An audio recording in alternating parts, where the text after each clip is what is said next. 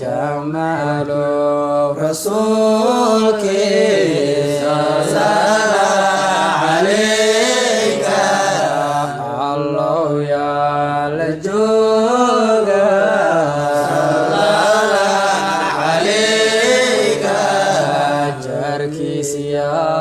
هذا صلى عليك مرنا يا كجيسا صلى عليك دار المصطفى waxaa ka dhacaysa mid ka mid ah munaasabadaha ugu waaweyn ee taariikhda inta la xasuusto ee Nabi Maxamed lagu weyneeyay gudaha geega dalka Soomaaliya in ka badan 700 oo neef ayaa loo diyaariyay in lagu sameeyo ihtifaalka nabigeena Maxamed nabadgeyna xariis korkiisa Allah yeelay oo aan ku guda jirno bishii uu dhashay xabiibka Ilaahay jamaacada Daar Mustafa oo hogaaminayo cilmi badanaha weyn ee murabbiga ee Sheekh Maxamed Nuur Bukhari ayaa halkan ku soo bandhigay maanta in ka badan 700 oo neef oo geel ah taas oo ay ugu talagaleen nabiga ay ku siyaartaan geelan ayaa lagu xafladeyn doonaa guud ahaan bisha barakeysan ee Mawlid oo iminka aanu guda galnay al-Allaama Sheekh Bukhari oo aan la hadalnay ayaa inooga waramay geelan iyo ujeedooyinka loo soo gaday waxaana sidoo kale uu faahfaahin ka bixiyay munaasabadaha xafladda nabiga inta ay ka socon doonaan halkan oo ah Daarul Mustafa daartii nabiga Kaleey salaatu wasalaam oo ay degan yihiin dariiqadii nabi Maxamed Kaleey salaatu wasalaam oo kamid ah caasimadda Soomaaliya Muqdisho xaafadaheeda kamid ah oo ah dalka Soomaaliya waxaan dhex taaganahay geeli nabi Maxamed lagu xusayay Kaleey salaatu wasalaam geeli nabigeena lagu xusayay Kaleey salaatu wasalaam ay dariiqada nabiga ku xusaysay Kaleey salaatu wasalaam marka waxaan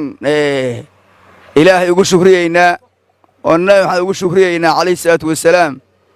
in ilaahay na siiyay ziyaaradii nabiga geeli bishan sanadkan 1445 bishii nabigu dhashay Kaleey salaatu wasalaam ee mawlidka ahayd Rabiicul Awwal geeli aan maanta soo gadnay aan ka soo gadnay siinka dheer ee suuqa geela magaalada Muqdisho ilaahaygiina siiyay geelan aan ku weyneynayno nicmadii ilaahayna siiyay nagu siiyay nabigeena Kaleey salaatu wasalaam nicmadu ilaahayna siiyay ahayd nabigeena Kaleey salaatu wasalaam inaanu nicmada ilaahay weyneyno oo ilaahay weyneyno oo nabiga weyneyno oo nabiga ku ziyaarana geelan oo nabiga ku xusna geelan oo nabiga xafladda nabiga aan ku dhigno